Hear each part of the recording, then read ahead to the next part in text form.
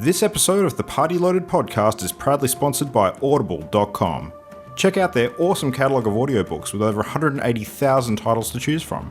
And be sure to grab a free audiobook on us and support the show by visiting audibletrial.com/endgame.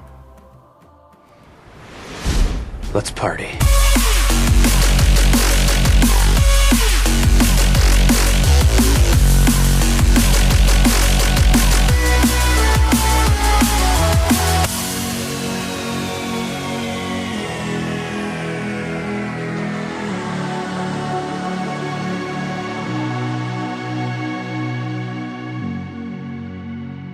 Hello everybody and welcome back. It's Party Loaded. It is the video gaming podcast for everything great in the world of video games. Say video games 5 times fast and see how you go. Anyway, my name is Luke Retallick. Welcome to the show. It is episode 194. Joining me tonight, we've got the full crew on deck. We have Christian Paulson Brown, Adrian Chia, and Matt, the GameDad Diet. Welcome, crew. What's going on today? What's happening? Yo, yo. Hello. Yeah. Good evening, listeners. I wasn't ready. I don't have an adjective. I'm sorry. Well, I failed you all. In terms of variety, I don't know if you've actually just used listeners before, so I think you probably still tick the box this week. There you go. Yep. Yeah. Technically, I pass. Technically correct. Best kind the of correct. best kind of correct. Yeah. Yes. Nice. Oh, man. So, getting technical.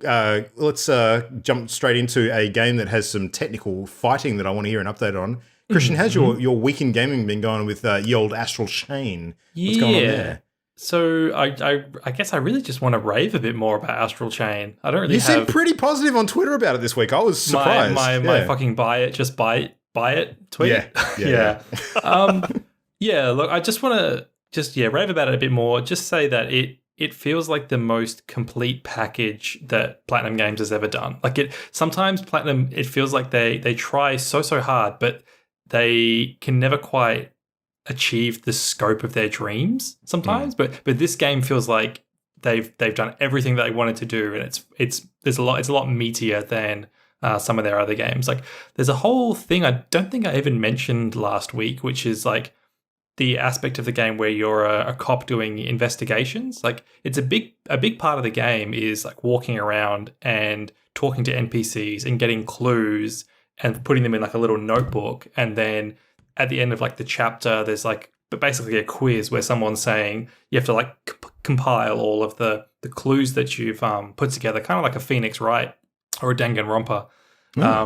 And there's tons of fun little side quests and activities that like don't need to be in the game. Like there's a really funny one where you have to buy ice cream for a kid, and then the more scoops you buy, the better the reward. But when you're walking it from the ice cream man to the child, you have to use like the motion controls to not like tip the ice cream over. And there's been tons of hilarious like tweets of like people just getting like clocked by passers-by and all their ice cream just like scattering on the ground. And there's just tons of weird little quirky fun stuff like that in the game. That sounds a little like Yakuza, actually. Like some of those really weird side quests that have nothing to do with the fact that you're this, big mean sort of, mobster.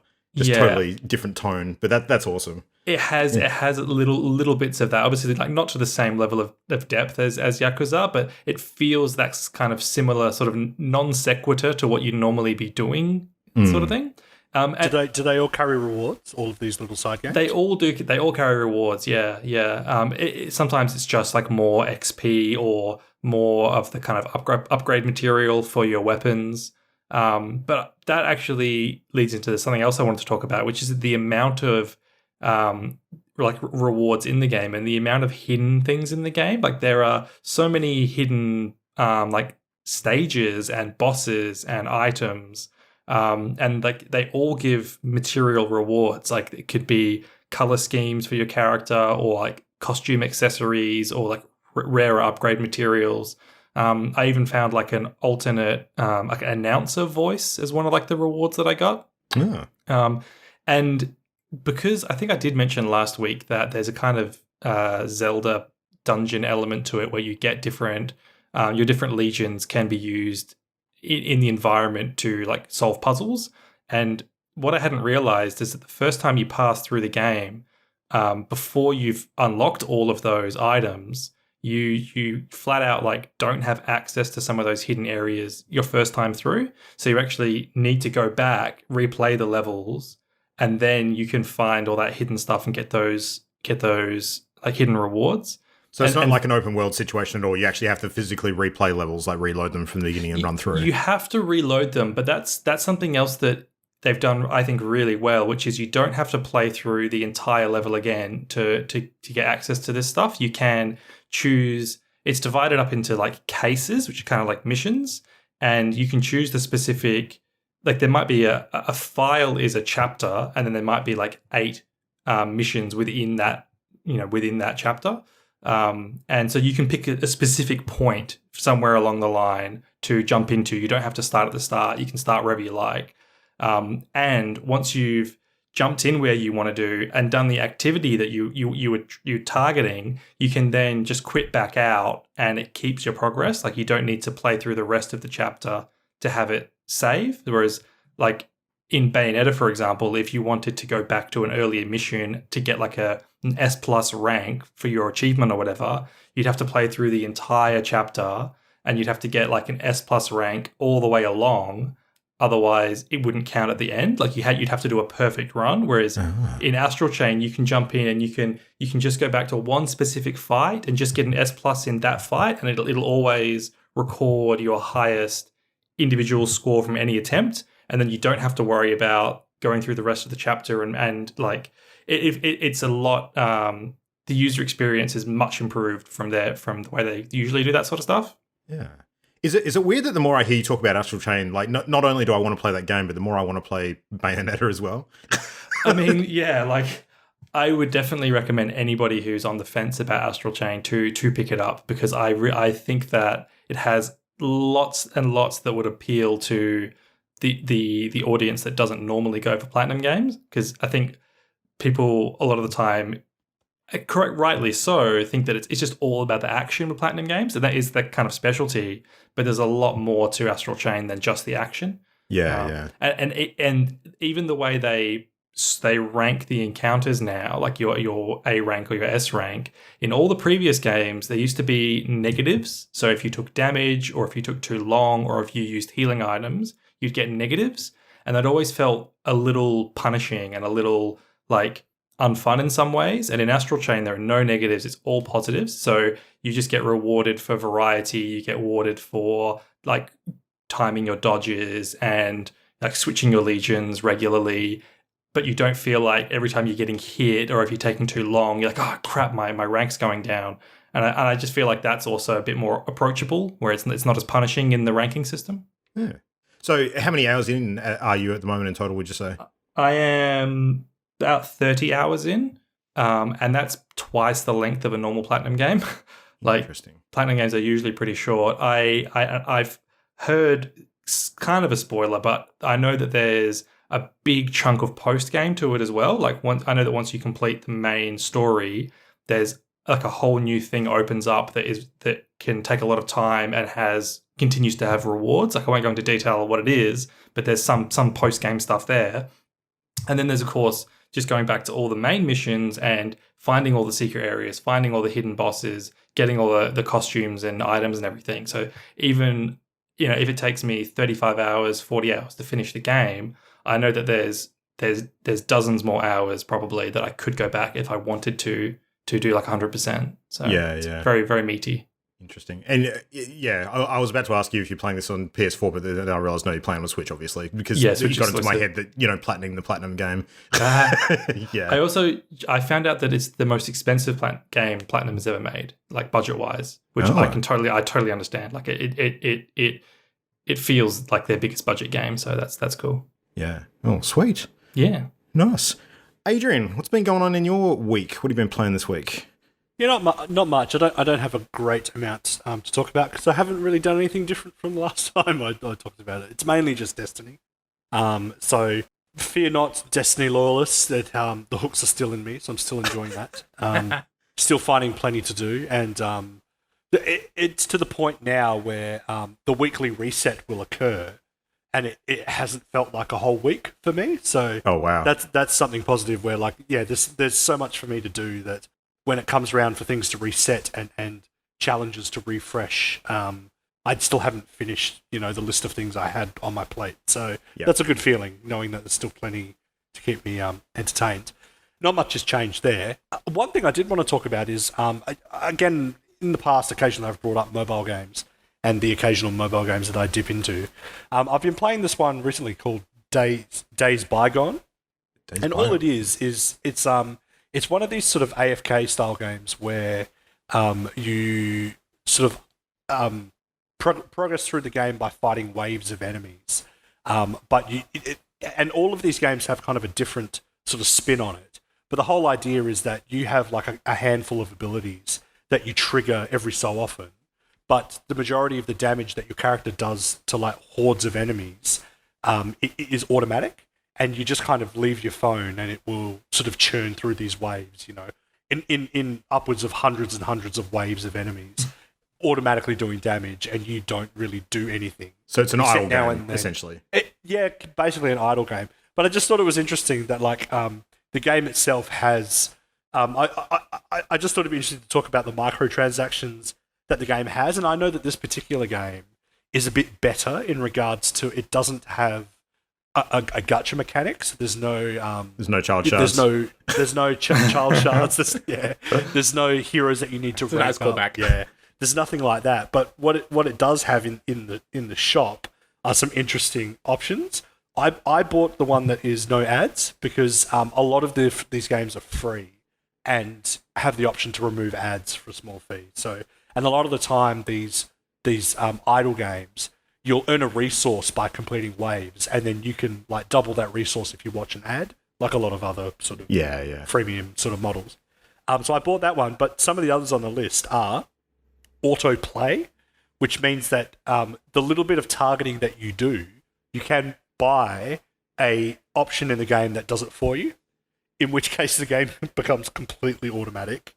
And actually, that's the main one that really threw me. The rest are just kind of like packs of resource. But I just thought it was interesting that I can now play a game on my mobile without ever having to touch my mobile phone. And all the game really comes down to is I set it down, my character fights like hundreds of waves of enemies, and then when there's a roadblock, I upgrade my stats until I'm strong enough to clear that roadblock, and then it continues. And I just found that really fascinating, and I thought that it might be worth mentioning, and that it's an interesting mechanic. So, question to the class: is it really a game at that point? What do you think? That's the thing, because when I look at it, I'm like, well, if I was to make that purchase, what would the game become? All it would really be would every now and then I'd pick up the phone and upgrade some stats, and that would be it. I wouldn't really be doing anything. But I am compelled to kind of want to not interact with the game, but still play it. It's a strange feeling. That's weird, yeah. It's odd, and it just makes me wonder how many people out there are making that purchase and how many people are really enjoying it. I don't know. It's weird. I just think it's a weird concept, but it obviously works because they build it into a lot of these games. People love to see numbers go up. It's true. Yeah, I think that's it. Yeah, number go up, yay. And depending on which country you're from, how big the number tends to make a difference as well. Yeah. Yeah. How many zeros? Yeah, that's it. The whole thing with games like idle games is you start that conversation about what is a game defined as, because if it's just interactive, then idle games start to cut that out, right? Yeah. I'd recommend it. I quite like it, but it's obviously not for everyone. Yeah. And that's it. That's all I've been playing. I honestly struggled to think of what else I've been doing. It's just, Destiny and this mobile game. The thing is too, playing a game like that, it's not like that's all you're playing. You're supplementing your game time with other games that are a hell of a lot more sort of, over time investment with a lot more decision making and stuff going on. So it's not like... Well, yeah. Yeah, but that's it. That's my week. Nice. Pretty docile. All right, well, I'll tail end off your brief Destiny discussion with just a little bit of mine too. I don't want to dwell on it too long, but I have got a little story to tell this week with regards to Destiny 2, and this revolves around something that Matt and I have spoken a little bit about in the last couple of months, the event that's currently on called the Moments of Triumph. So for people who missed us chatting about this previously, it's a Destiny event that's been going, I think Matt, is it been going for like 3 months so far? I think it's probably about 3 months worth. No. Usually seasons like this last for 3 months, so it's probably a bit less than 3 months. Okay, cool. So, long story short, basically, it's a whole bunch of challenges relating to Destiny Year 2 content. So, all the stuff that's come out since Forsaken, relating to the last few sort of seasons. There's usually big activities that are central to each of those seasons, and there's in this list of moments of triumph, there's 24 triumphs that you can get, which are, essentially Destiny achievements. And depending on how many of them you succeed at getting, and like a lot of them are quite hard too, like really involve quite a bit of doing in the game. There's different rewards at each sort of, tier of them. Now, the one that we spoke about was at 15 out of 24 of them, we were going to be eligible for ordering the special Bungie Rewards Moments of Triumph shirt, which I'm happy to report that Matt and I achieved and ordered, and our other good friend Simo managed to do that as well. So that was kind of like the big one that we were gunning for, because it's like a physical, good, and it's one of those cool Bungie reward things that you can't actually purchase the shirt unless you earn it in game, which is, I love that sort of stuff. I think it's really cool. Now, the other tier that I was considering going for a little while back, but ended up sort of deciding it's probably not a great idea because there's a lot of really tough things on that list that I'd have to complete, was actually getting the full 24 and being eligible for one of the seals.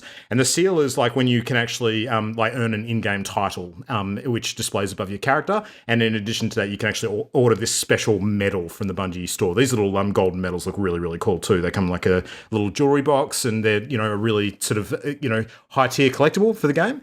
They're like gym badges. Yeah, actually, that's a really good comparison. They are gym badges. Destiny gym badges. That's a great comparison. They totally are. I never even put that together, but that's a great call out. So anyway, I was essentially 6 off completing my list of 24, and the 6 that I had remaining were really tough ones, like 3 raids in there that I'd never done, which were all year 2 content. A couple of pinnacle weapons, which are weapons that you have to grind ridiculous amounts of content to get in some of the different in-game activities. But then something happened about a week or so ago, and within the space of about 48 hours, I managed to complete 3 Destiny raids, like Destiny 2 raids. And the way I was able to do it, and these are 3 raids that I'd not done before, and anyone who's seen raids in Destiny 2 know that they're not small things. Like, they're full on. Like, the mechanics in them, the level of complexity and the difficulty level, they're not pushovers. They're really freaking hard. But I've been using the official Destiny 2 Discord lately, and I've discovered that the Discord is actually a really good way to get groups for things like that, for activities like the raids.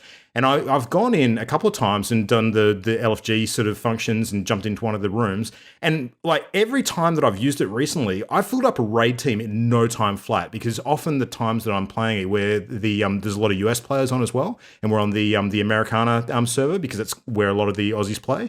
So after managing to complete 3 raids in that short amount of time, and that's like half of the remaining tasks that I had, I thought to myself, holy fuck, maybe I can actually do this. Maybe I can actually complete the entire list. And I started to get it into my head that this was actually a sane and good idea. So, just before I get off the raids too, I will say that the 3 raids that I completed, which were Last Wish, Scourge from the Past, and Crown of Sorrow, are some of the funnest content I've played in this game so far. Holy shit, they're fun. Like Adrian and later on Christian, when you get a chance to play these raids, which you undoubtedly will, you are going to love them. They are fucking great. So I'm sure I will. Sounds good. Yeah, they're really good. So anyway, I had a couple of tasks on the list remaining out of the 3 that I had left, which were achievable. So I got them done in a little bit of grinding over a weekend. But the final one, which is the one that's been the real question mark as to whether I can get it done in time, because as of the time of recording tonight, there are 6 days remaining in this period. And I've only got that amount of time to complete it. The final one that I've got is what's called a Crucible Pinnacle Weapon. Now, there's a bunch of these that you can actually try and get, and they usually involve a several-step quest line in-game, which requires some pretty tricky things to be done. So I had a few to choose from. I only had to get one of them. So the one that I've picked is actually a 9-stage quest, which has involved some of the most serious grinding that I have ever done in a video game in my entire life. And the stuff that I've had to do is not easy. So for anyone who understands Destiny, I'm just going to give you a very, very quick rundown of what's on this list of 9 things. I may forget a couple, but this is the general stuff I'm talking about. So the first step, you have to get 100 kills with a pulse rifle in the Crucible, which is the PvP environment in Destiny. Then you have to get 75 double play medals, which are basically when you kill 2 people within a very short amount of time. I think it's like within 3 seconds of each other. That step was bullshit. That took me so long. And then you have to get like 150 headshots. Then you have to get like 50 kills with each of the 3 elemental damage types. You got to complete 20 Crucible bounties. You've got to reset your Crucible rank 5 times. All this other stuff. Like, I looked at the list and just went, no, I'm insane. I shouldn't be attempting this. Yet I'm 6 days out from the completion of this entire sort of triumph period, and it's within arm's reach. I can actually do this. I'm so close. It's going to be really tight though. Whether I can finish this or not. Over the last 3 days, I've probably spent about 30 hours playing Crucible matches in Destiny 2, and Crucible is actually my least favorite part of the game. So that should tell you something in terms of the amount of like pig-headed determination I have to get this done and achieve this thing.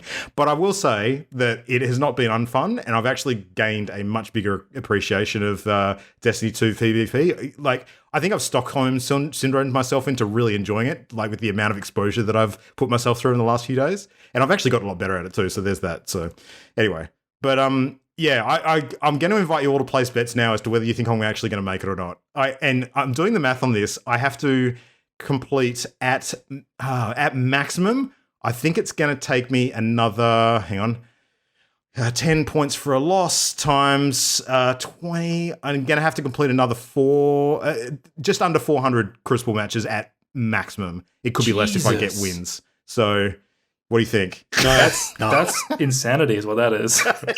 It really is. I don't think you'll do it, and I don't think you should do it. Yeah, well, okay. I agree I probably shouldn't do it. Whether I will or not is another matter, so we'll see. So I can actually boost that progress a little bit by completing some of the bounties and things during the week, which gives you free points towards your Valor score, but yeah. Okay, so I'm just sitting here doing some maths in my true producer fashion. Luke, assuming like 15 minutes a match, and assuming that you do all this in the course of the 6 days you have, that's 66 matches a day. And let's say, let's be nice and say that per match, it takes like 10 minutes. And then, hang on, let's just do this. So I'm playing Rumble matches, which are 8 minutes each, deliberately, so that I can get them all in the amount of time that I've got. And Rumble is 6-player all versus all as well, and you only need to be in the top 3 to actually count as winning those matches and chain your wins for a higher points. So it makes it a bit more... They need to be wins. Well, no, they don't have to be wins. They just have to be matches completed to get the points towards your Valor score. But if you win, you get more points, essentially. So wins will cut down the amount of time I need to spend. So basically what my calculator here is telling me is that it's going to take too fucking long. And you know what, Matt? I'm going to do it. So, if I come close and I don't get it, so be it. But if I can actually get to this goal and earn this thing after the amount of effort that I've gone to over the last week, it's going to feel like the most earned in-game reward I've ever got in my entire gaming life. So it's going to have like that extra sheen as a result of the supreme sort of steps that I've gone to in the final stretch of the thing to do it. So anyway, so that's kind of been a big focus this week. However, there is a 2-hour maintenance period during which I played some other games this week. So I did test out the new update for Armello. So Armello, which we've spoken about many, many times on the show before, fantastic digital board game involving sort of furry animal friends, where you have to basically try and take a kingdom from a king that's gradually going mad from corruption in the world. I played, they've just added a whole new clan to the game, which they've called the Dragon Clan, but for all intents and purposes, it's basically the lizard slash snake clan, because they're all geckos and iguanas and, Komodo dragons and all sorts of weird stuff like that. So 4 new characters, new abilities in game. One of them I played as, and I was really interested in his ability. Like, given that this is a turn-based board game played on hexes, one thing that this particular character can do is you actually get like a I don't know if you called it an illusion or a decoy card. I think it was decoy, where you can actually you do a decoy sort of play where you move on the board during your turn, like you might move up to 3 hexes or whatever it is, and your opponents will actually see your character split off into 2, and 2 of them move in different directions. So they don't actually know which one's the real one, which can make it really interesting when it comes to your opponents wasting spell cards on trying to target something that's not you, and messing with their heads in terms of where they think you're going to for your goal and all that sort of stuff. So yeah, it was really, really cool. This clan seems to be themed a lot more around the game's rot mechanic, where you kind of corrupt yourself in order to win, which is a strategy that I quite enjoyed playing with my Armello, but it's probably one of the tougher ways to win too. So having a clan that's dedicated to it, I think, is really fun. So, but yeah, no, good effort to League of Geeks again for putting a really fun new sort of clan in the game. They've got a whole bunch of character, and that's filled out the game to, what is it, 5 clans now? They got Bandit Clan plus the 4 they started with, and hang on, no. 5 clans? I think that's 6. No, 5 or 6. I forget. It's one of the 2. Anyway, that's a lot of characters. So that's what I'm going to end on. But yeah, Armello is still a great game. The performance was a little shaky. I think they've got to sort of clean up with a couple of patches, but otherwise the content is awesome. So, but Matt, speaking of awesome content, what's going on with your current playthrough? Yeah, so I'm finally prepared to talk about Fire Emblem 3 Houses. Have you completed it? Dun, dun, dun. No, I have not completed it. Are you up to Act 2? I am up to Act 2. Okay. Yes. Yeah. So I had tweeted out a couple of days ago that something had happened in the game that had convinced me that I needed to replay it, and that was entering Act 2. Okay. Oh. Like that moment. So there's a major plot twist basically going from Act 1 to Act 2. Are there 3 acts, or is there more? 2. Just 2. I don't know. Huh. Well, it's not really. They're more like it's literally halves of the game. Is the better way. There's lots of acts in the game, but it's split into 2 halves. Mm-hmm. Yeah. So going into Act 2, there's a really fantastic plot twist. When I had started off, I had chosen the Golden Deer as my house that I was going to play as, and I was very, very close to playing one of the other houses. And then having seen that plot twist, I'm like, oh my god, I need to go back and play that other house. So yeah, I'm very much looking forward to actually going back and playing it. I was gonna make a joke and just be like, yeah, it's good. It's my first ever Fire Emblem. It's good. I enjoy it. But to dive in a little bit deeper, I really enjoy the kind of tactics meeting like RPG style of the game. I think that's really, really neat. Do you think there are enough tactics? Or do you think it's not tactical enough? No. Yeah. It's not tactical enough. Yeah. Definitely not tactical enough. It feels like baby's first XCOM. Given that Matt is plays kind of what it feels Stellaris like. and sorts of shit like that, it's not quite on the same level. Yeah. Like, not that it is bad, but I certainly... Okay, I was going to say I regret choosing to play it on normal difficulty, but if I had played it on the high difficulty at the start of the game, I'd have dropped the game by now, quite honestly. Because there's a bunch of stuff the game does where they don't communicate stuff to you really clearly, and that's probably mostly because it's my first Fire Emblem, right? Whereas if I had a bit more experience with Fire Emblem games, there's a lot of stuff that it doesn't communicate that I imagine would be way less of a problem. Namely stuff like losing days, losing training opportunities being screwed up, like choosing the wrong classes for people to use because I just didn't know whether or not they could use magic, then I only found out after I trained them in it. Or just training in skills that I really didn't need to. It's all brand new for this game. None of that was in any previous game. Oh, okay, so it's probably a problem for most people. Yeah. But anyway. But yeah, like the characters I fucking love. Like there's so many likable characters in there. There's characters I like in other houses that you don't get to engage with that much when they're not in your house. That I haven't been able to convince to join my house. So it's basically like I want to go play that other house to experience those characters. Yeah, but I'm really glad I chose the Golden Deer. The reason I chose them was because like they kind of struck me as this ragtag group of outcasts. None of them really fit in at this place. They're the Hufflepuff of this school basically, which totally appeals to me. Yeah, I'm seriously looking forward to that second playthrough though. But sorry, go on. I was just going to say, can you say which house is the one that you would like to play on the second playthrough? Is it it's Black Eagles? Yeah, that's the one that that Jetta was playing, I think, wasn't it? And Adrian played that one, I think, didn't you, Adrian? Yeah, it's the best house. Yeah. It's the only house that's led by a waifu, so it's the best one. Yeah. I mean, quite honestly, the blue lions, they just are boring. Well, like the Boo Lions. Super boring. The blue I'm with you on this one, Adrian. Yes. Like the characters, yeah, the house leader, oh god, like going into Act 2, it's like he turns into a total edgelord. I love it. It becomes like Punished Snake. It's awesome. Yeah, no, I love the story and I want to see more of it. The problem that I'm having, and I think you had pointed this out yourself, Christian, like the second half of the game kind of slows down because it's so easy by that point. Yeah. And I've kind of hit that point. And mind you, like, so my playthrough is more on a Christian level of playthrough length compared to Adrian, because at the going into Act 2, I was at 45 hours played. Wow. Jeez. So I'm probably looking at 90 if that's only half the game. That's three sessions of Crucible for me.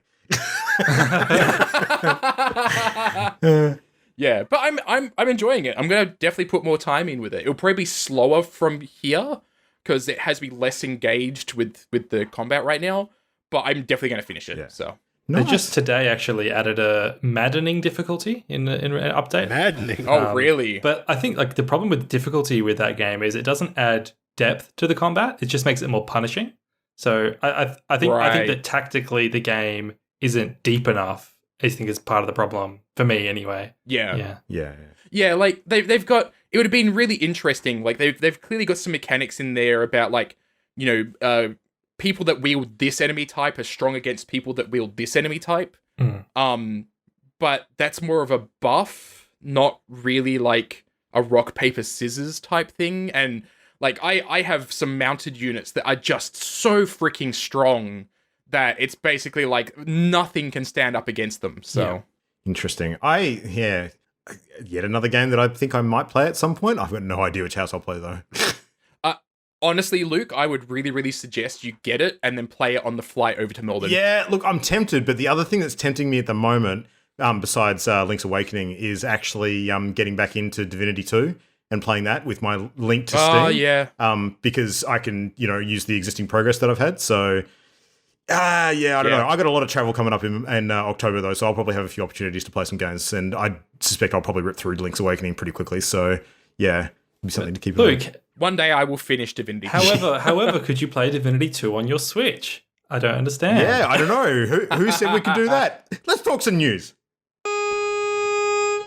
Now it's time to hear some gaming news. Time for some gaming news. I'm up. I want to talk about a Direct. All right, you can talk about Direct. It's a really fucking good thing to talk about. It was an awesome Direct, yeah. So as you probably listeners might have guessed, Divinity Original Sin 2 was announced for Switch in the Direct, along with tons of other stuff. Divinity 2 looks real good as well. Yeah, on that screen. and it had, so from what I understand, that it's not just you can't just transfer your save from PC to Nintendo, like to Switch, doesn't it? Like it's not transferred. It's a cloud save. Syncs. Steam supports cloud save, so it syncs directly to Steam, so you can continue playing on both devices without having to transfer it. Awesome. That is like the best case scenario. I'm stunned that they pulled that off. So, well, actually, the way I wanted to approach the Direct, rather than just listing everything, is I wanted to ask you guys like what your favorite thing was, that if you can remember. So maybe like Luke, what was the thing that stood out the most to you from this Direct? Oh, that's a tough call. Divinity was definitely a standout. The Super Nintendo stuff. Super Nintendo. Oh yeah. So that's the update to the Nintendo Online service where they've added, I think it's 20-ish Super Nintendo games to the lineup. This is the thing that caught me about that, and this was not the only thing that they did with that during the Direct, is that it was this is available now drop. Oh, there was tons of that, yeah. Yeah. And they did that with Banjo. They did, Daemon X Machina demo. It was amazing. Like, Nintendo has done that a little bit in the past, but not like with as much sort of, force as they did during this Direct. It's almost like they really undershot setting expectations with people for this one, and then when they did it, and it was a 40-minute Direct, like we thought it was going to be mostly, like we knew that Overwatch was going to be one of the big announcements for Switch.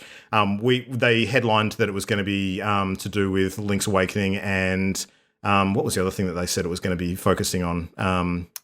Don't remember. might be Pokemon. Yeah, it was Pokemon. Yeah. Yeah. Okay. And then they just went into so much more than that. It was just like one thing after another, like bang, bang, bang, bang, bang. It's like, holy crap, Nintendo are really bringing it this year. So yeah, but the Super Nintendo library, I mean, the library that they're putting out on the Nintendo Online service for Switch, I think that library is arguably better than the library on the Mini SNES console.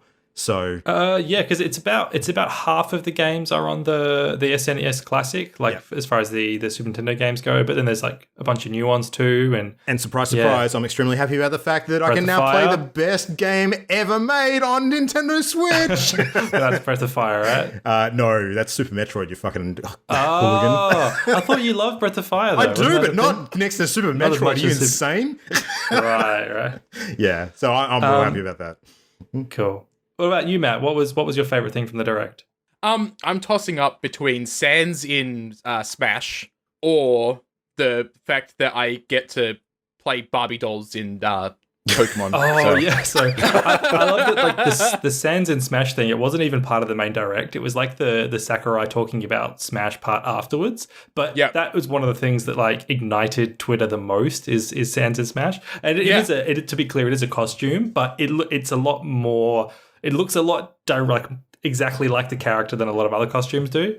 Yeah, and it comes with its own music as well. So it's totally on brand for Sans to be just completely lazy and just turn up in that game and use somebody else's moveset. Is this Sans from Undertale? Oh yeah, of course, because Toby Fox was doing some stuff with Sakurai. With Sakurai? Oh, yeah. Oh, I mean, Toby Fox was in the director multiple times because he's doing some music for Town, Discover a Small Town, the new Game Freak game. Yeah. Yeah, but also, and I read online like some funny stuff about he in Japan meeting up with Sakurai. He went to Sakurai's house. Sakurai being the director of Smash Bros. He beat Sakurai in Smash Brothers, and then they like had a conversation, and that's like how getting Sans into Smash kind of happened was through them actually meeting and chatting, and I thought it was pretty cool. Nintendo's game developer Twitter basically said, hey, look, if you want to get your character in your game into Smash, you have to go beat Sakurai at Smash, and then he'll put your character amazing. I love that. And so, it's a rite of passage. How good is that?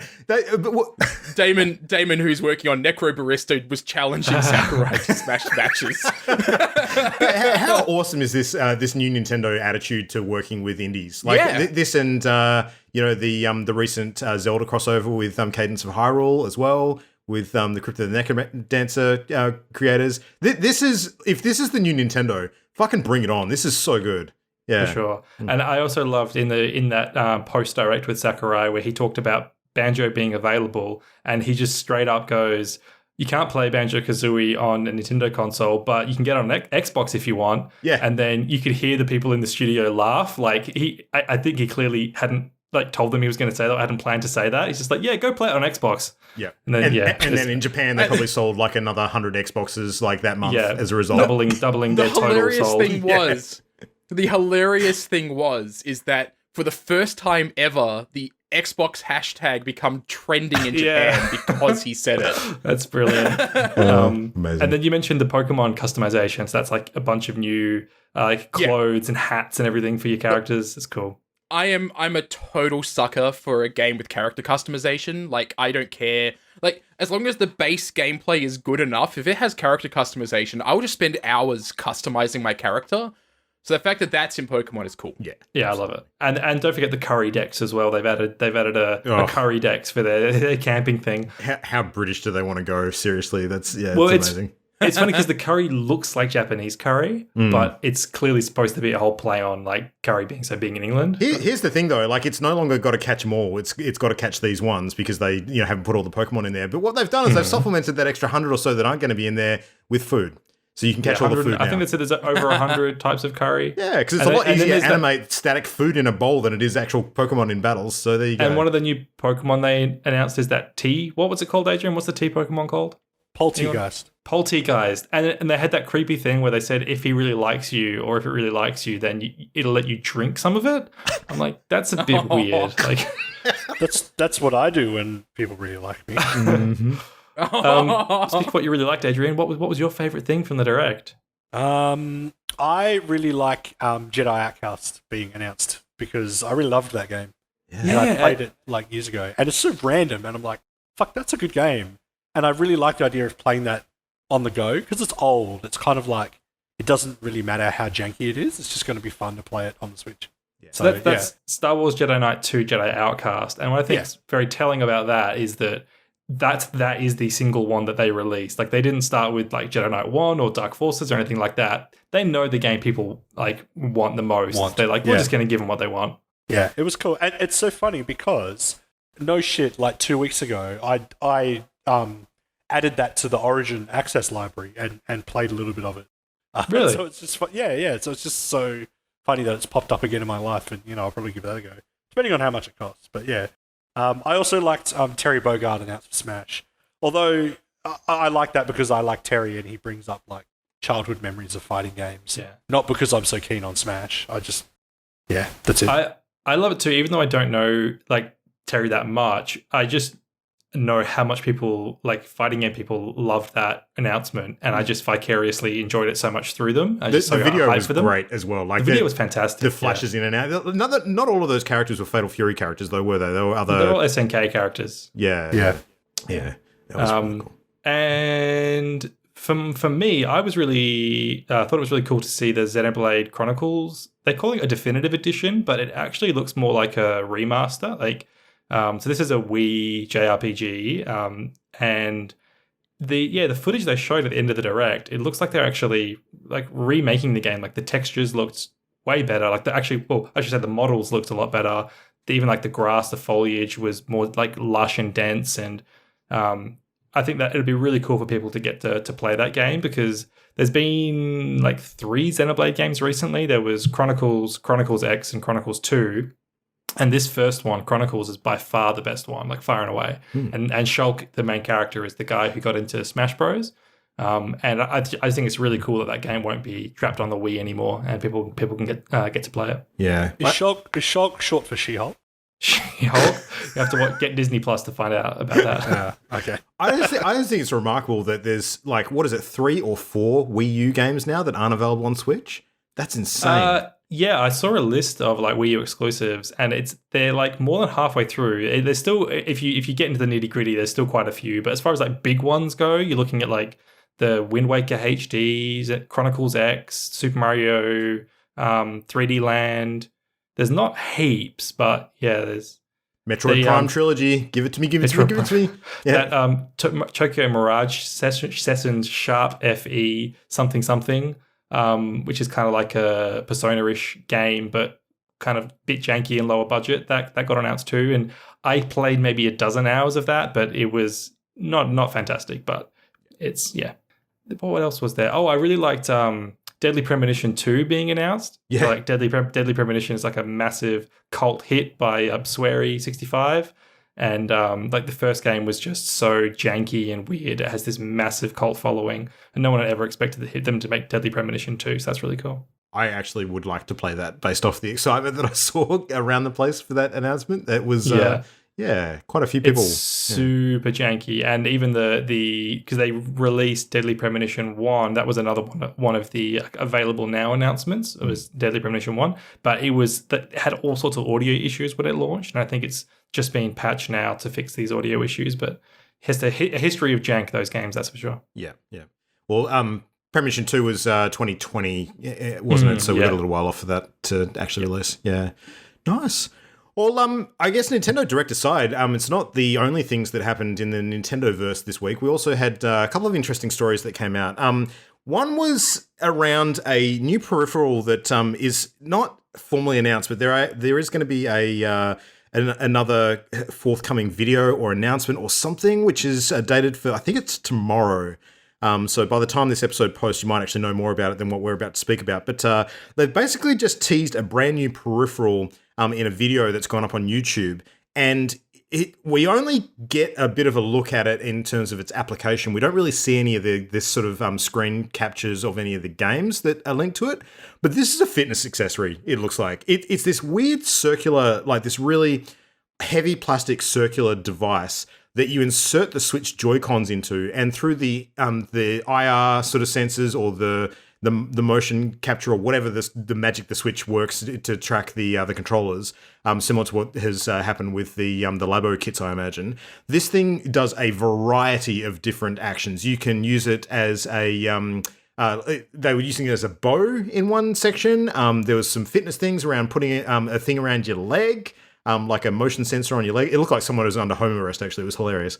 It should be noted that it's a hoop. Yeah, Like, it's a hoop. shape. I don't know if it comes apart though. If it has to be in Were that they shape. using it as a bow, or were they just kind of stretching with it? That was strange. Yeah, they were just pulling it. It could be more like the resistance that they're kind of using in that action. But I mean, theoretically, maybe you could use it as a bow. That's kind of the action they were doing.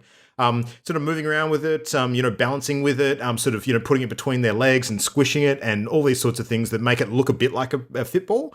Even though it's not a ball shape at all. It was weird. Like, we know Nintendo is one of those companies that's always had this weird kind of, propensity to explore different devices for fitness-related purposes. Like, we had the Wii Fit balance board sort of in the last couple of gens. Was that original Wii that came out for? I think it was. That was wasn't Wii, it? yeah. Yeah. And they've done weird stuff like the brain training and things like that before. Yeah, and I mean, Pokemon Sleep being a thing coming up in the near future, they obviously have this big sort of, thought around how can we actually improve people's lives beyond the games themselves, Let's look at things relating to sleep. Let's look at things relating to, mental health and brain training and physical health. And it's weird. But Luke, the thing is that all of those things kind of make sense. I'm not saying it's bad. This is just people wobbling around a hoop. Yeah, without context, it looks weird. really weird. It looks like a skit. It looks like a comedy skit. Yeah. Like, if this turned up on April 1st, I would think it would be the best fucking April Fool's joke that Nintendo has ever I done. don't trust April Fool's jokes in the games industry anymore, because the number of things that we've seen on April Fool's that actually end up coming out to become full, proper fucking products. I'm looking at you, Yakuza 7. It's getting crazy now. Like, I think April Fool's is, on the download, one of the best stealth drop periods of the year for actual announcements, and people just haven't realized it yet. So, yeah, it's weird. But anyway, so we don't know dates or pricing or, games or anything around that yet. Hopefully we'll find out more in the next few days. One other sort of minor peripheral related story that has come out in the last couple of days, though, it was actually a patent that has been filed for a variation to the Nintendo Switch Joy-Cons. I mean, this is not huge news really on its own, because Nintendo does quite a few of these sorts of patents that don't actually end up becoming full products. They're pretty good on their patent game to make sure that they lock designs down well ahead of time, regardless of whether they just decide to pursue them commercially or not. But this one caught a bit of attention because it was interesting in terms of the ergonomics. So it's basically like taking the Joy-Cons and hinging them partly to give them this sort of I guess tilted back appearance on both sides of the Switch, sort of similar to how like a lot of modern sort of controllers have that sort of curvature to them. But obviously trying to do that with Switch Joy-Cons instead, which have a fairly limited scope of design given how small they are, and the size of the Switch that they actually have to clip onto.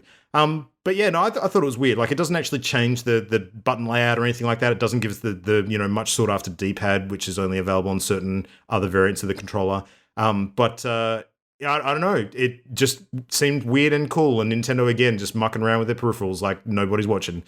So I will have to see if that actually gets released. The thing that I think is amazing about Joy-Cons is people are almost using them as collectibles in their own right at the moment because of the number of colors they're coming in. Like, Nintendo have done pretty smart things with regards to having a whole bunch of different shades available for people to customize their Switches with, and usually they involve buying whole packs of controllers that you don't end up using all of. So yeah.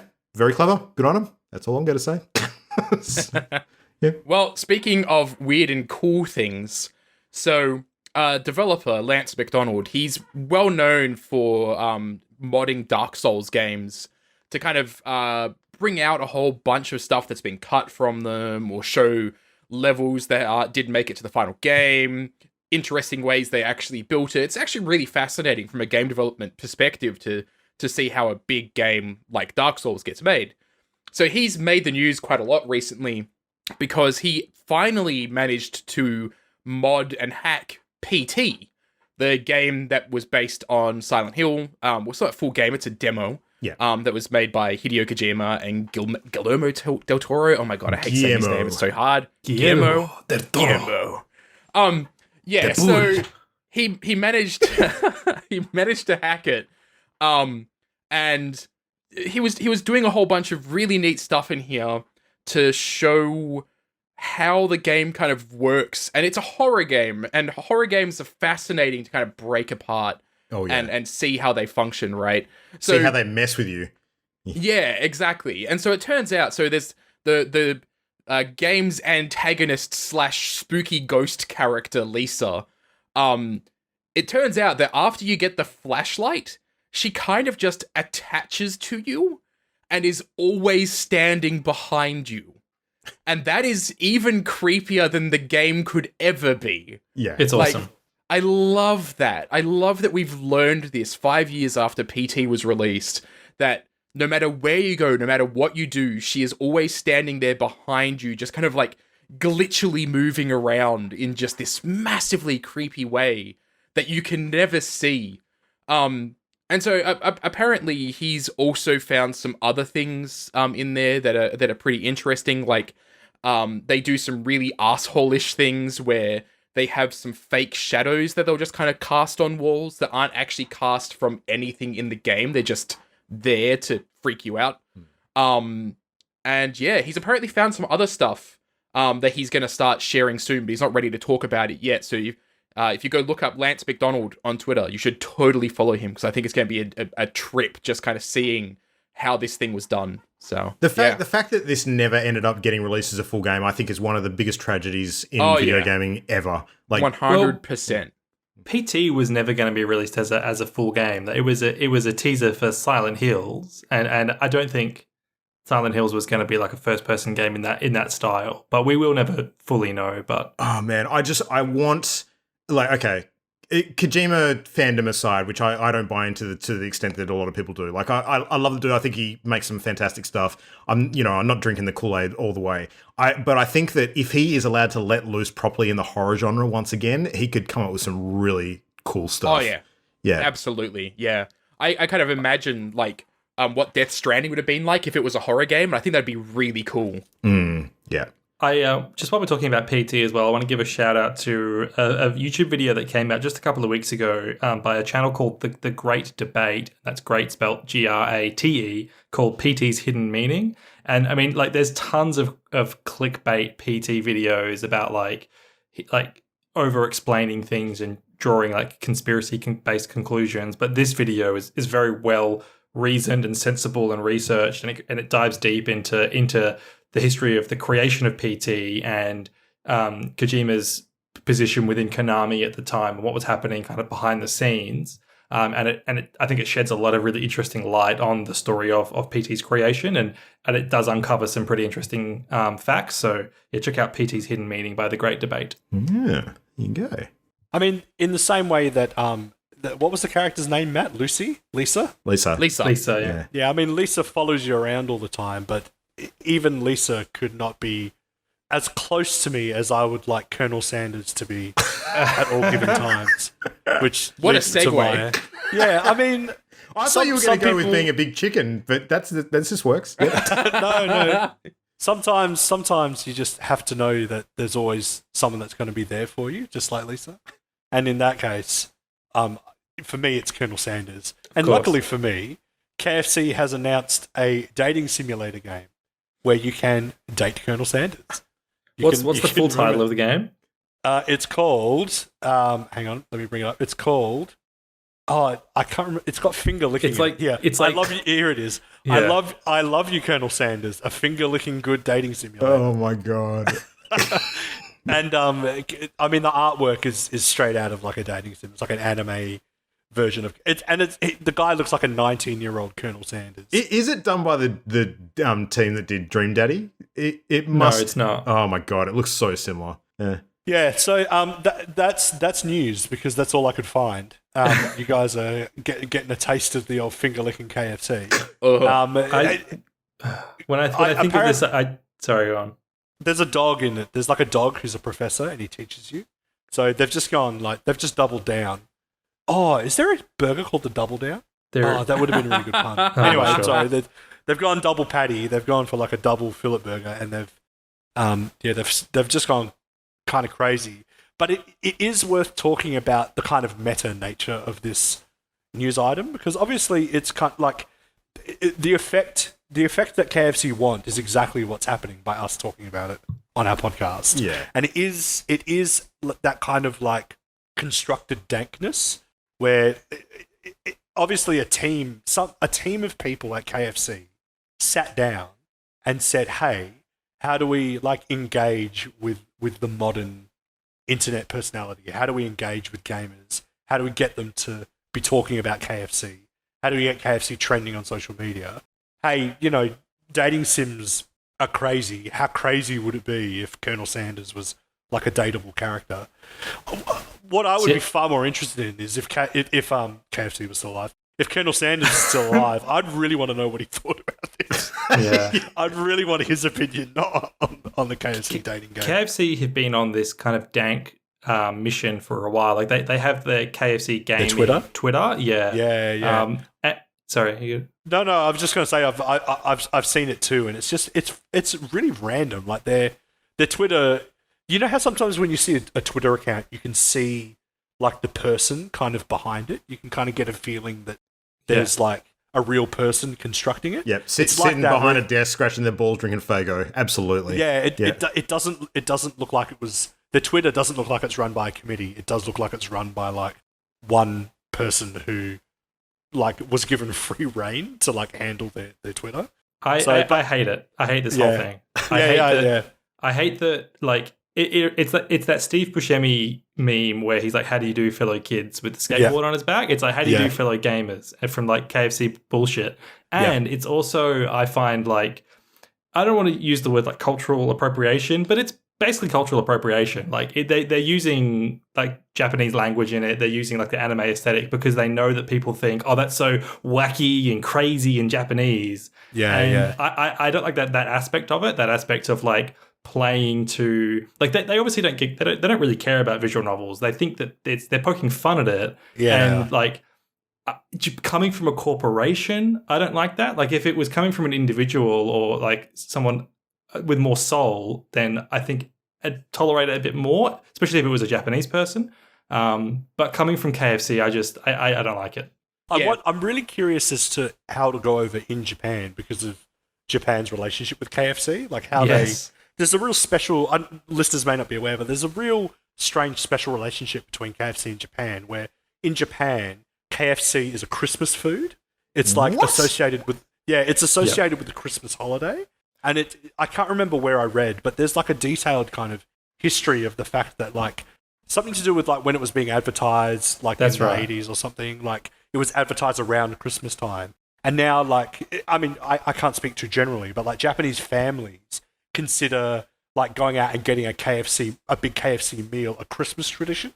Yeah. So it's really interesting that Japan has this odd relationship with KFC. So it'd be interesting to see what they, if I could say a whole culture, what certain Japanese individuals might think of this, and whether whether they'll feel culturally appropriated or whether they'll like welcome it. I don't know. It'd be interesting. That Christmas KFC thing is similar. Like this visual novel game, it was a direct and targeted marketing move. Like when KFC entered Japan, they came up with this KFC as a Christmas food marketing strategy and pushed it, and it was successful. So they know how to do their marketing. KFC Christmas just brings a whole new meaning to stocking stuffing that I'm not down with. I love it. I'd have KFC every day if I could. Anyway, the last thing that I can think of is this rise in fetishization of fast food mascots that sort of has happened a lot over the last couple of years. Go on. Like, there's a lot of like, and I'm going to make up a verb. There's a lot of like animization of like fast food mascots, like Ronald McDonald and Wendy and Colonel Sanders. You guys may have seen these. Like, there's tons and tons of like fan art of these mascots. So I wonder how much that has informed this decision as well. Where like, I wonder if a bunch of executives started noticing that there's all these weird comic, like meme-like comic strips of Wendy and Colonel Sanders like going out on dates, or like Ronald McDonald and the Burger King, having anime fights and stuff like that. So I wonder how much of that may have informed this decision too. But either way, it's weird. We'll see what happens. It'll fortunately, like everything that happens in modern day pop culture, it'll flash and disappear and people won't give a shit anymore. It's just Rule 34 made flesh in fast food. That's all it is. And I mean, they're not the first to make a fast food joint to make a game. Like there was Sneak King done by Burger King. Yeah, and that's right. There's been like soda and candy mascots like the Cool Spot and shit like that before. But Pepsi this is the first one. Pepsi Man, exactly. First visual novel that I can think of, though. And like, do you guys know the Silence brand Twitter crab meme? Does that ring any bells? I defer to our crab Sherpa Adrian for knowledge on this one. There's a about picture this. I love, and it's something that when corporations try and like be cool like this or try and be like real, there's a picture. What's it I called don't know again, Christian? If you just look up Silence brand crab, you'll see it straight away. Silence. It's like a giant spider crab shooting laser beams out of its eyes with like an explosion, and it just says Silence brand. And I just see like hundreds of people reply to these corporations just with Silence brand, and that's what this makes me think of. I wish I could just shoot it with crab lasers. The top for our listeners, the top Google search result is Silence brand. Shut the fuck up, liberal. Know your meme. So, so if we've got any Labor supporters out there, I guess you'll be right on board. Yeah. Okay. So it looks like it looks like a spider crab. Yep. It's a photo of a spider crab shooting laser beams at what looks like either another crab or a face hugger. Yep. And it's exploding, and then it says Silence comma, brand. and then brand. There you go. That's how everyone should reply to every brand that tries to be cool with the kids. Yeah. Silence brand. There you go. Look, or liberals, apparently. I dislike this whole thing with the most recent KFC game, but the VR game they did was creepy and hilarious. And I wish they did more stuff like that rather than like this old trope of taking the piss out of like dating games because they don't deserve it. So A KFC VR game? Are you like eating chicken in this game? Is that what you do? you are being trained how they make KFC chicken. Oh. That's not a game. That's a training tool. No, it is not a training simulator. That is just the narrative they give you. It is fucking creepy and weird, and it's amazing. Okay. You should look it up. Okay. Is the secret ingredient people? Oh dear. Oh my god. All right. You know well, what? anyway, let's move on to some other secret ingredients, and let's get into our main topic for tonight. Matt, you have decided to put together a little bit of a challenge for us. So what's happening tonight? Yeah. So I have put together a quiz about the West Australian games industry, which I know Christian is going to hate. Not that I'm going to hate it, just that I'm probably going to suck at it. So it's covering not just like the game developers and such, but also like the games that have been made, the history, and just the industry in Western Australia in general. So it's a fairly broad kind of topic. It's going to be fun. We're going to have some laughs. It'll be informative. After every question, I have a little bit of a factoid to tell you about that thing. I refuse. I Instructional. refuse to laugh or learn. No. Fair enough. But that's unfortunate because I have changed the way that I'm giving points. I am deviating from the whole way that we typically do quiz stuff. I'm scared. It's the deviant. Yep. So correct answers will get 2 points. Funny answers will get 1. Oh god. Funny answers. Oh, Funny that ruled me answers out. will get 1. So yuck. I will keep track of them separately. So at the end, I will say this is the most funny person, and then this was the person that was the most correct and funny. Okay, it's So basically we'll track all the Jackbox. Cool. I'm down It's with this. basically Jackbox. Yeah. I thought that'd be a fun way to kind of approach this. So if you can't figure out something good to say or what the correct answer is, you can just be like, the answer is E, this weird thing that I've just come up with in my head. I mean, the thing is, I can only have funny answers because I have no fucking clue. It's okay. Most of this is multiple choice. There's some other questions that I've got that will be fun because it's another experimental thing, but we'll get to that later. All right, Cool. let's do it. All right. Okay. Cool. So, here in Western Australia, there is a science discovery centre called SciTech. And they teach STEM, so science, technology, English, and maths, through fun interactive exhibits and games. So which one of these options is not an exhibition that SciTech has run? Ooh. So, A, science fiction, science future. B, superheroes among us. C, Bionic Me, or D, Top Secret? Oh. What were they again? One more time. A is science fiction, science future. Uh-huh. B is Superheroes Among Us. C is Bionic Me. And D is Top Secret. I think I Who's going remember. first? Yeah, are we Me? are we talking through it and helping each other, or are we just like giving answers? Whatever you want. If you think that you'd prefer to actually talk it through with each other, remember it's still a competition. There will be a winner. Yeah, I'm going to go okay. last because I actually recognize at least 2 of those, so I've got a pretty good idea. I'm going with A. You're going to go with A? Okay. Yep. I'm gonna go with Superheroes Among Us is not real. Yep. Okay, I'm also going A because I know that they've done Top Secret, and I'm pretty sure they've done Bionic Me. Those are the 2 I know as well. Yeah. But I don't know about the other one, but I'm just, 50-50 for me, pretty much. I'm trying to metagame it. I'm trying to think of which one sounds like Matt made it up. But I don't. And I'm just, Well, that maybe works that for one. you, Adrian, because you're the only one that was correct. Oh. Hey! So Superheroes Among Us is not an exhibition that SciTech has done. And so here's a little SciTech factoid for you. SciTech's nearly as old as I am. So SciTech is 31.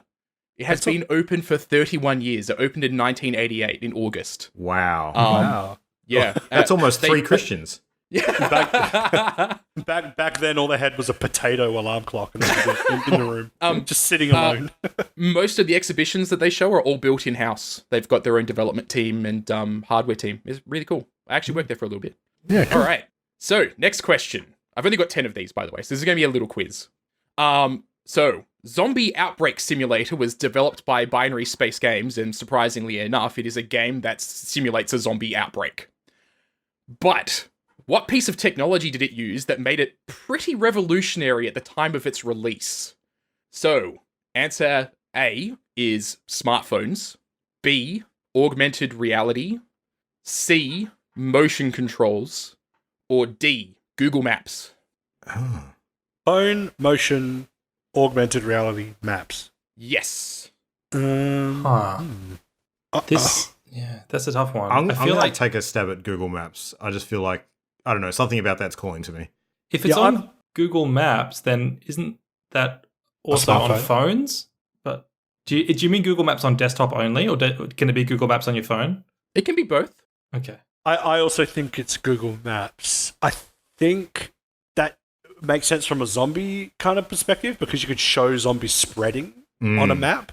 Yeah. That's where my And head is at. yeah. And I'm thinking, I don't know if it's this, but I remember a long time ago there being like a fitness zombie thing where you're like running away in I told you about that. That was me. Yeah, I remember that. Yeah, the Yeah, zombie, so this the zombie mustn't run. be that, I've though. actually seen ads for that being run in other places around the world. Like they, Yeah, I downloaded it and tried to do it and then remembered that I hate running. Even if zombies were chasing me, I just let them kill me. but if we've I'm learned gonna go anything with from Google Maps. Zombieland, we know that the cardio is the number 1 most important thing if it actually ever happens. So that's rough. Fuck that. Yeah, I'll go D, Google Maps.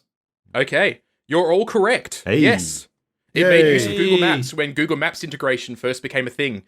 In the game, so you could use GPS to locate your home and simulate what would happen if there was a zombie outbreak in your area. So you could actually put people in there that had guns and such, or melee weapons and everything like that, and just kind of see what happens as zombies roam around your city streets and try to break into houses and such. It was really neat. Easily navigatable by going to howfuckedaryou.com. I think that's already reality for me anyway. I've got people cracking tinnies on my street at 11 a.m. in the morning. So I've already got zombies in my neighborhood. I live near Kelmscott, so anybody in Western Australia familiar with that will probably be like, wow, that's Western Australia's DMZ. Yeah, all right. Cool. So, next question. Now, this one, it's hard to find hard facts on, but there's a whole bunch of articles about it. So which big games company was very, very close to opening a studio in Perth? Ooh. So A, Activision, B, Ubisoft, C, Rockstar, or D, Nintendo? I got no idea. This is a total stab in the dark. Yeah. 'Cause Rockstar had an Australian studio. They had Bondi. But I don't know, maybe this was they were considering opening it here instead. I don't know. Ubisoft also have a lot of international studios. So I'm kind of tossing up between Rockstar and Ubisoft. I'm going to take Rockstar. Mm-hmm. Wild guess. I'm going to take it. I'll just say Nintendo because that seems the least likely, so maybe it's the correct answer. That does seem at least like. I'm going to go with, just to spread us out, I'll go with Ubisoft. All right. Christian's the one that's correct. Hey. So, yeah. apparently the only reason why Ubisoft never ended up opening here was because global financial crisis happened around the same time, and Interzone, which is something we'll get into later on. There was a game studio here in Western Australia called Interzone that got a whole bunch of funding, and then basically it left the country with a whole crap ton of money, and the state government was suddenly less interested in supporting game development. So that kind of pushed Ubisoft away. Salted the earth for a number of people, from my understanding. Oh, yeah, for a long time. For a very long time. All right, next question. Local game developer Black Lab Games has made and released a game based upon which popular franchise? So your options are Doctor Who, Vikings, Battlestar Galactica, or Black Mirror. All right, I'll go last because I actually know the answer to this one. I know it too. Oh, I don't. It's one of like the 3 games I could name. Oh, no. Okay, what are they again, Matt? Doctor Who, Yep. Vikings, Battlestar Galactica, and Black Mirror. I choose Stargate SG-1. That's my answer. Clever. Well, No, really, Not that's really. my answer. I'm going for the funny point. okay, cool. You were actually close, funnly enough. Yeah, you were. Battlestar. I'll go for Battlestar. obviously. Yeah. Yep, you're both correct. And me? So, Am I correct? Yes, you were correct, it Adrian. was kind of funny. Stargate Atlantis. Sorry. Damn it. I'll give you half a funny point because you tried. Hooray. I'm half as yeah. funny. So it's Battlestar Galactica Deadlock, and it just got a brand new season of content as well. I didn't realize how many expansions that thing has. It's ridiculous. Yeah, it's gotten some major legs, that game, for sure. Yeah, it's really interesting. Like, it's this 3-dimensional space strategy game. So you can be above or below units. It's not just like 2-dimensional in the same way that Stellaris is. So your ability to be above an enemy actually impacts on their ability to hit you if they don't have guns on top of their ship, for example. Which is a bit closer to how space combat should be. So Exactly right. Yep. Cool. All right. So this one is topical because the guy that developed it's actually coming back to Perth to do a talk in next month. So Osu is a game of what genre? It is a rhythm game, an action adventure, an RTS, or a narrative game. What's it called? Osu. Osu with an exclamation mark on the end. How's it spelled? OSU. Okay. I'm going to say, because I have no idea, it's a dating simulator, and it's the Oporto sexual universe. A Porto? Like Can the you chicken explain? thing? Yes. Porto's chicken? They're following KFC suit. Oh, Jesus. Okay. I'm going to go with What's your rhythm pick, game Luke? because I've got no idea. I will go with rhythm game as well. Oh. Luke and Christian are both correct. It is a rhythm game. That was a 'Cause I know total that blind game. guess. I know it. So the developer was actually working a shopping center job while he developed it. Now he lives in Japan and has a multinational team. Oh, very good. Yeah. It's Do they have Oportos in Japan? I don't think so. They will after listening to Well, this episode. I would love to see it be the dating simulator that you were talking about. That'd be fantastic. On just a quick segue, just to let all our listeners know, if you've never been to Oporto's, keep it that way. Oporto's is the fucking worst fast food joint in all of Australia. Never go to Oporto's. I have trialed Oporto's on many occasions, thinking that it's going to be good, and it's never good. It's never good. Do not go to Oporto's. That's it. That's my public service announcement. Yeah, nice. Thank you, Adrian. I'm giving you an extra point. Yes. All right. So, Paradigm is a point-and-click fever dream about what? A mutant trying to find his parents that were abducted by aliens with British accents. B, a mutant trying to make it big in the irradiated Russian version of Hollywood. C, a mutant trying to earn enough money to pay rent to his talking eggplant landlord. Or D, a mutant trying to save the world from a sloth that vomits candy bars. I'll go last because I've not only played this game, but I've actually finished it. Yeah, I'm going eggplant landlord. I like that. I just want that to be true. Sorry, they were all too crazy. Can you repeat them one more time, please? I can repeat them one more time, absolutely. It is about a mutant trying to find his parents that were abducted by aliens with British accents. A mutant trying to make it big in the irradiated Russian version of Hollywood. A mutant trying to earn enough money to pay rent to his talking eggplant landlord. Or a mutant trying to save the world from a sloth that vomits candy bars. I'm gonna go with A. You're going to go with A. Okay. Yes. And Luke? Did Luke pick? Luke hasn't picked. Well, I'll choose the correct answer, which is the sloth that vomits candy bars, who, by memory, is named Olaf or something like that? Yes. Yeah. That is correct. Yep. I'll give you an extra half point since you actually knew the guy's name. Nice. Nice. Yeah, it is a fucking weird game. The guy that made it, Jacob Janerka, he's moved to Melbourne, is currently working on a game called The Dungeon Experience. Which looks amazing. Like, yeah. It looks- Oh my god. Yeah. It is really, yeah. So it's these are Lucas style point and click adventure games, like Monkey Island, esque kind of. I don't know if the new one is, but Paradigm certainly was. So Is the dungeon experience what I think it is? Please let it be. No, it's not. It looks like another adventure game. There is a guy that's kind of like bowing down and is the tabletop because he has like glass on his back. So maybe it is. Yeah, it's the indie sequel to the KFC Dating Simulator. Yep. One of the things that I love about Jacob is that there's this whole thing in Perth where we have a brain drain to Melbourne because there's funding over there. This was before we got funding here in WA. But when he left, he labelled himself a state traitor. And I love that term. All right. Cool. Now, this one's going back a few years. So, Luke, you might recognize it. Yeah. yes, and fuck this you. This is going back to 1874. So, Luke, you'll be right on top of this one. GO3 was self-described as what kind of event? It was... So what was the first word there? GO3. GO3. Yep. It was a game development conference, a video games and anime expo, an electronic and entertainment expo, or a geek culture conference. What the heck? There's so much overlap there. This is what they call themselves specifically. So, say it again. A game development conference, a video games and anime expo, an electronic and entertainment expo, That one. or a geek culture conference.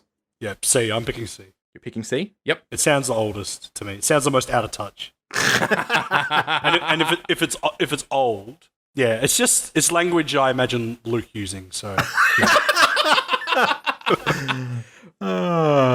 yeah, I might go last. I'm pretty sure I do know the answer. Oh my god. What was the one with anime in it? Video games and anime expo. Yeah, I'll go with that one. Okay. Okay, Cool. now I'm tapping the memory banks here because I think I actually do remember this thing. And I'm reasonably confident it's the geek culture one. All right. Adrian's the only one that got it right. Oh wow, okay. It was Electronic and Entertainment Expo. I bet Luke deliberately tanked that answer just so he doesn't look as old as he is. I think it's this one.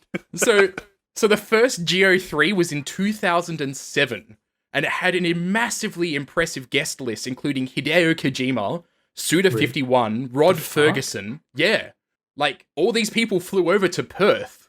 Oh. How embarrassing for them. And it was never that impressive again. It was cancelled after 2009's event. Wow. Yeah, because they'd been to Perth by then. Yeah, exactly. You gotta remember that this is before like all of the stuff with Kojima and Konami went down, so he wouldn't be anywhere near as big as he is now. So Guys, this is before we had Elizabeth Key, okay? So no wonder people didn't want to stick around. That's true. All right. So now I've got 3 questions that are kind of a more interesting one. So you may want to check the document in a moment. But I'm calling this quiz Connect 2. So basically there's 2 columns of items here. You have to choose one from column A and then one from column B to create the correct answer. okay. I'll post this in. Oh, hang on. Unless I'm There we looking go. where it says ignore this. yeah, now you can pay attention to that. Cool. All right, so first question. Before its closure, game studio Interzone was developing a game based on which combination of these themes? So in column 1, we have handball, cricket, soccer, and AFL. And in column B, we have MMORPG, strategy game, simulation, and mobile game. So it was a combination of these two things. Cricket strategy game. Cricket strategy game? I'm pretty sure I know one half of this. I just don't. I think it's a soccer game, but I don't know what type of soccer game. But maybe I'm just completely wrong. I'm gonna go. Oh, AFL MMO. And I'm gonna go. Oh, jeez. I'm going gonna Max acronym. Soccer MMO. Christian, you are 100% correct. Oh, wow. Yes. It helps that my old boss was one of the people who got screwed over at Interzone. She talked to me about it. Oh, wow. Oh. There are so many people in Perth that can tell you stories about that. Like, literally, Black Lab, its founders are people that used to work at Interzone. So yeah, Interzone owed over $1 million in state taxes and $500,000 worth of state funding when they closed. Wow. And the game that they were making was called Interzone Football. Football. Oh, Football. God. Football. Yeah. Football has a whole other meaning now. Not footer. That's what I was thinking. Jesus. I'd rather play the other It's one. some more of those dank constructs that we were going on about before. That's what that is. Oh, God. I think just last year, one of the people responsible for Interzone got jailed, right? I think. Really? I hadn't heard that. Yeah, my old boss again. She linked me a news article when she was like celebrating, saying that one of them went to jail. So Yeah, because like he basically ran off with all of the data and everything, locked the staff out of the office, went in, grabbed all the data, wiped the computers, and then left for Ireland, I think is where they were finishing the game work. Wow. What a hero. Yeah, right? All right, cool.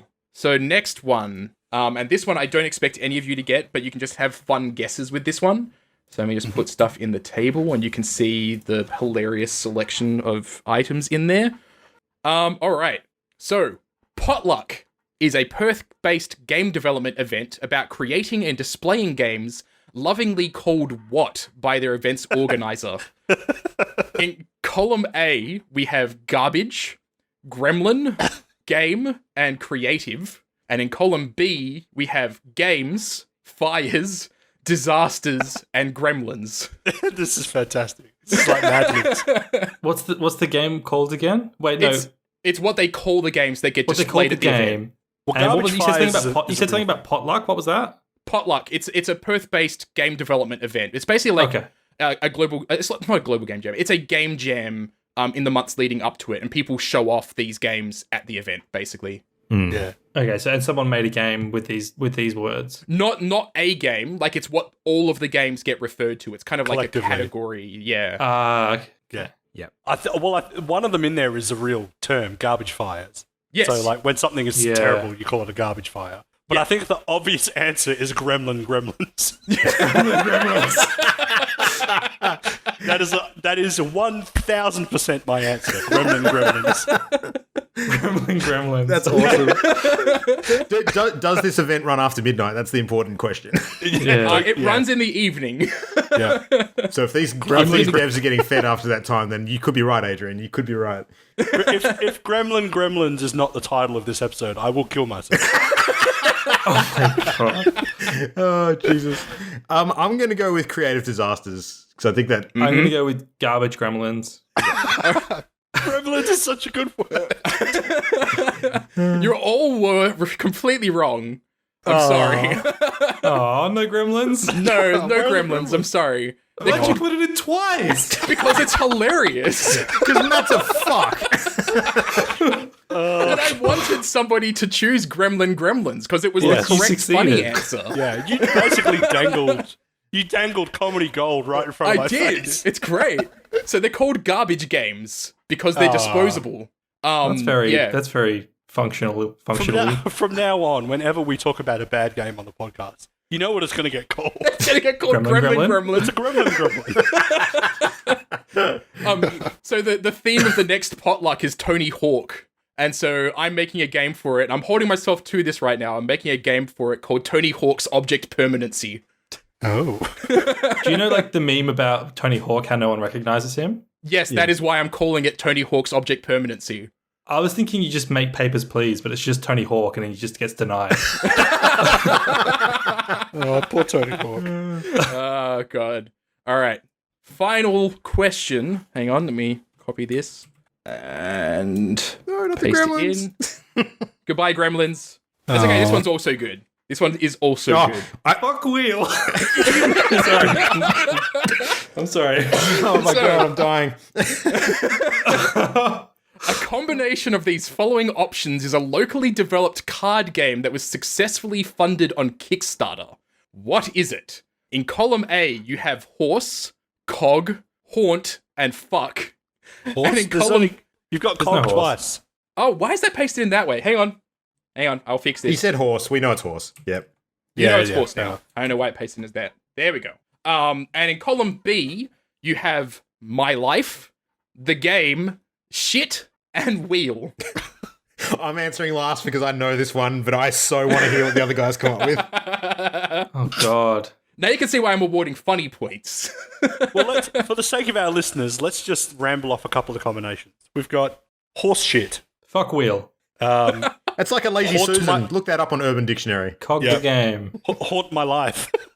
Haunt my life. That's actually what I was leaning towards. Haunt my life. Oh, why don't you just go with haunt shit? It's like that ghostly little howl that lets off when you, really going at it.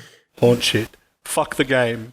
Fuck Force wheel, the fuck game. shit. Fuck the game, fuck my life. The fact that he's got fucking shit in there, that's a total red herring if neither of those are in there. Yeah. That's Gremlins all over again. That's Gremlins. But the fact that he used Gremlin makes me think that he would just put both of those in there to fuck with us. Yeah. You mean if to I fuck wanted shit to with do us. that, it'd be fuck to fuck Wheel. Yeah. Fuck. Yep. Matt's totally Oh, God. gremlining with you. I'm totally gremlining you. Yeah. What is the funniest combination? It's probably fuck wheel. I'm gonna go with Horse the Game. Horse Yeah. the game. Horse the game. I'm as much as I would like to go for the comedy route, I'm going to go for haunt my life. Oh, can I change my answer actually? Go on. Go ahead.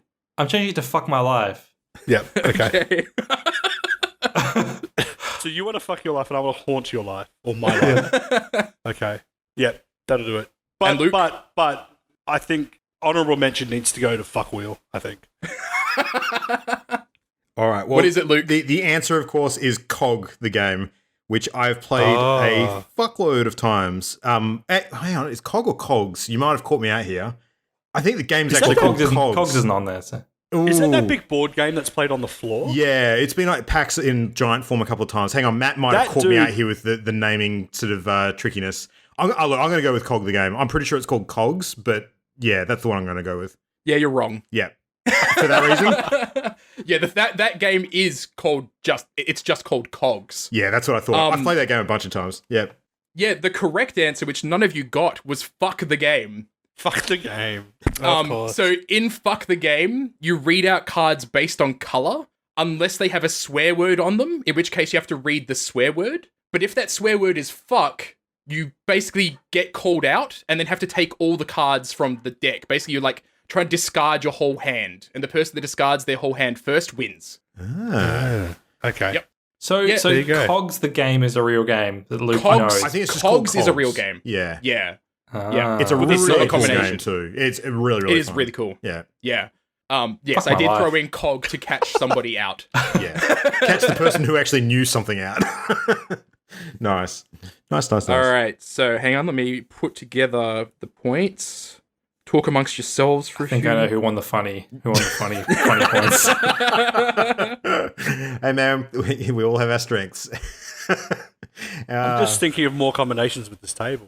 Well, why don't you combine this table with the last table? That gives you some real material to work with. Well, then the obvious answer is haunt the gremlin shit wheel. Oh god. Yep. That was a little too That'll fast. be it. It's the next WA blockbuster. Right up. It'll be right up there with no, it's not WA. Right up there with Hollow Knight. That'll be the next Silk Song's out and Haunt the Gremlin shit wheel is in. Yeah, exactly. Let's get on I the want to make a game cherry called now. that now. We got to take that to Kickstarter. Yeah. I Luke, want the edit this out. Gremlin shit wheel. I love it. All right, cool. I have the winner. Okay, so funniest person was Adrian with Yeah. 5.5 Yay, points. congrats. Hooray! He was- I win my own category. Yes. But in a complete upset, since I made the funny points count towards total points, Adrian wins with a score of 12.5 over Christian, who had 11, and Luke, who had 10. Ooh. I think we can say That's a clutch. I think we can say Christian won in that case. If we're going on actual correct well- answers. Well, if that's a combination, then if you did I get more funny points than Luke? You were You're- both on the same amount. Are you Oh, shitting okay, me? all right. Everyone gets more funny points than me. Come on. But no, Adrian, you win. I win. That means you Yay. have to call the episode Gremlins. I second Because that. you won, sure. Yes. All the listeners are going to be like, why is this episode called Gremlins? And now we know why. It's to prevent Adrian committing suicide. They're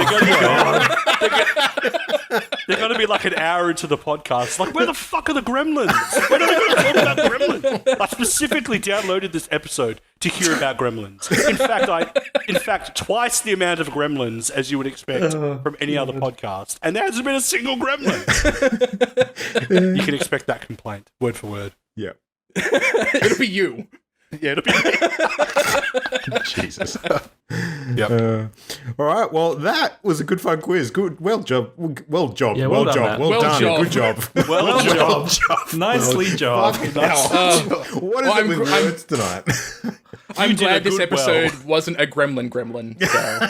Yeah, exactly. Exactly. All right. Well job to all of you, and that's the show. So I would love to hear some of the excellent, funny suggestions that I'm sure people listening might have come up with in their head as they've been going through. So send those in to mail@partyloaded.com or hit us up on all the usual spots. So Facebook, just partyloaded, @partyloaded show on Twitter.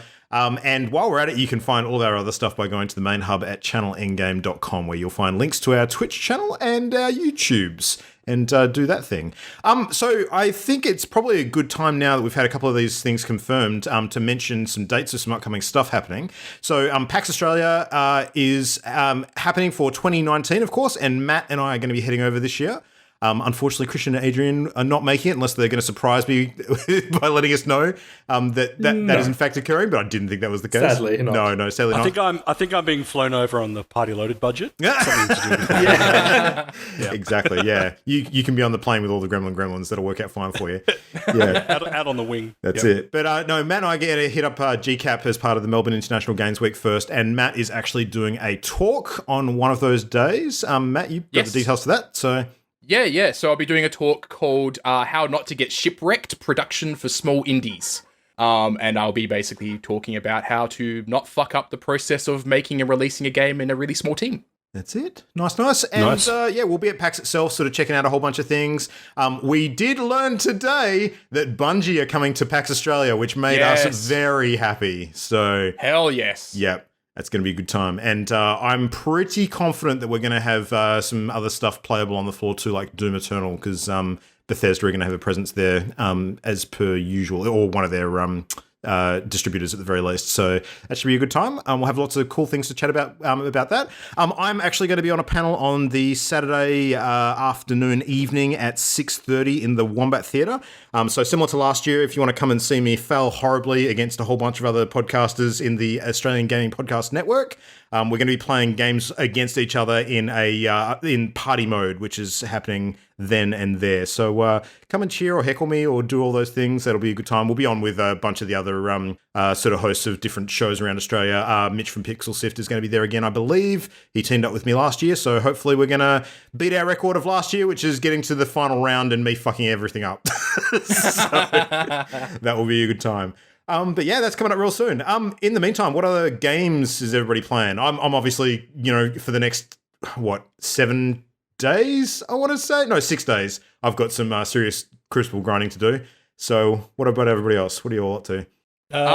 Destiny. That's it. Destiny. Also Destiny on Adrian. Wow.